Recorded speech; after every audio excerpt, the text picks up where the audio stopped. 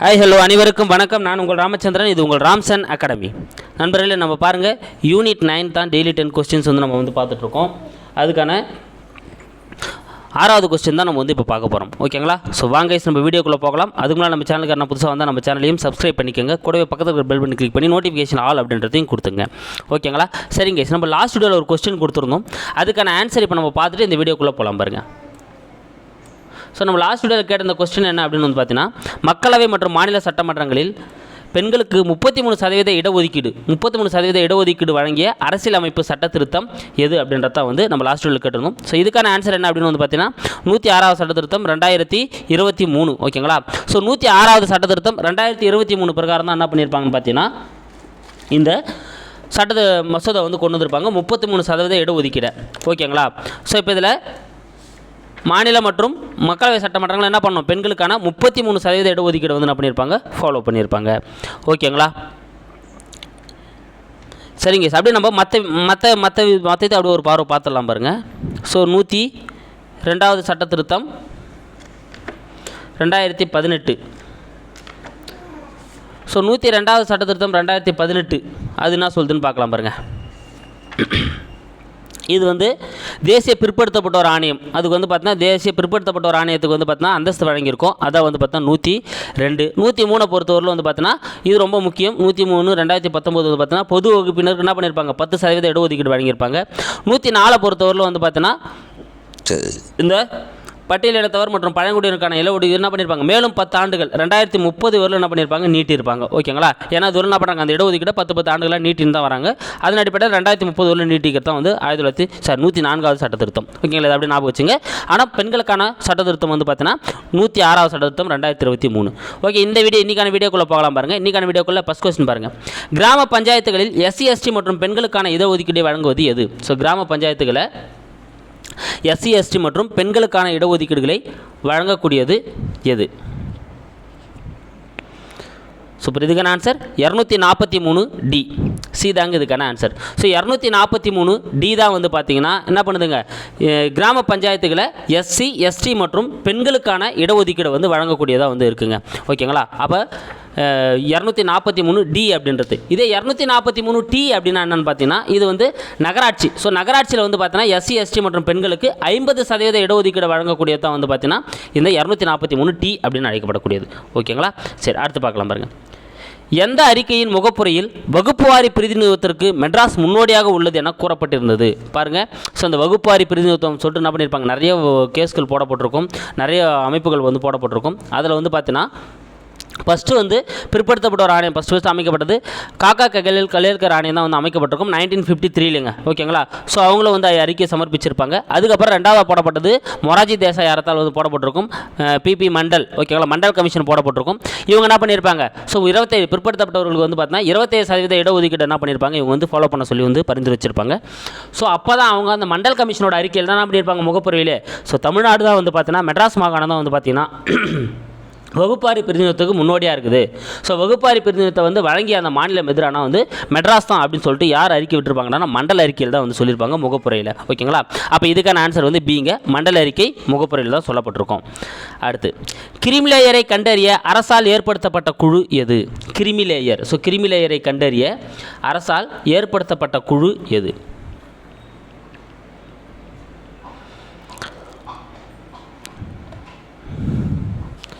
Super guys. So இதுக்கான answer என்ன அப்படின்னு வந்து பார்த்தீங்கன்னா ராம்நந்தன் குழு. நான் குழுங்க ராம்நந்தன் குழு. பி தாங்க இதுக்கான ஆன்சர். முதல்ல கிரிமிலேயர் அப்படின்னா என்னன்னு பார்க்கணும் இல்லையா? கிரிமிலேயர் அப்படின்னா என்னன்னு பார்த்தீங்கன்னா பிற்படுத்தப்பட்ட வகுப்புக்கு என்ன பண்ணியிருக்காங்க, 27% இடஒதுக்கீடு கொடுத்துருந்தாங்க இல்லைங்களா?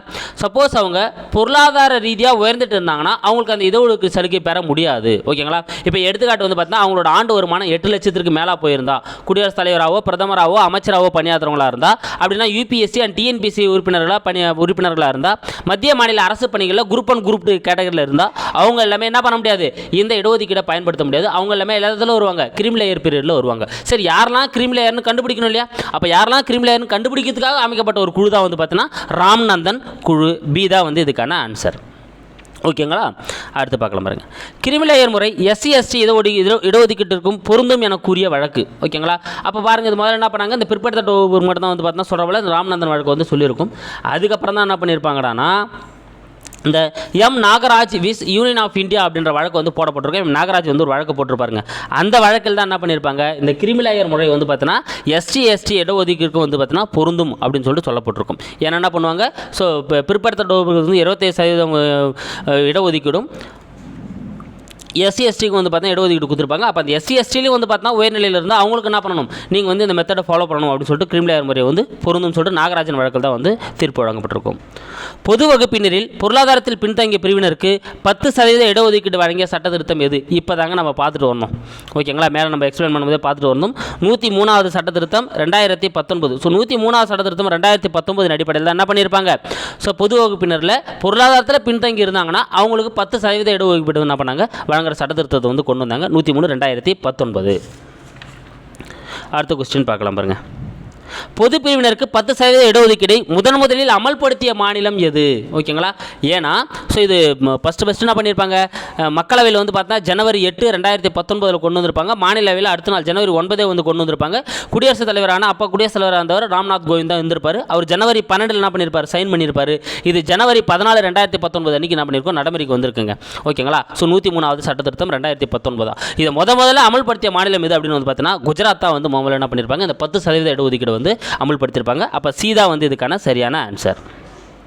அடுத்து, மக்களவையில் தமிழகத்தில் உள்ள 39 இடங்களில் எஸ்சிக்கான இடங்கள் யாது? பாருங்கள், நம்ம என்ன பண்ணோம், சட்டமன்றங்களையும் சரி மக்களவையிலையும் சரி என்ன பண்ணணும், எஸ்சிக்கு இடஒதுக்கீடுகளை வந்து வழங்கப்படணும் அப்படின்றத நம்ம வந்து பார்த்தோம். அப்படி பார்க்குறப்ப வந்து பார்த்தோன்னா மக்களவையில் தமிழகத்தில் மொத்தம் 39 இடங்கள் இருக்குங்க. ஓகேங்களா, ஸோ பாண்டிச்சேரி சேர்த்தா 40 மாறும், அது விட்டுருங்க. தமிழகத்தில் இருக்கக்கூடிய 39 இடங்களில் அதில் எஸ்சிக்கான இடங்கள் எவ்வளோ இடங்கள் ஒதுக்கப்படுது அப்படின்னு வந்து பார்த்தீங்கன்னா மொத்தம் 7 இடங்கள் வந்து ஒதுக்கப்படுதுங்க. அப்போ சீதா வந்து இதுக்கான ஆன்சர்.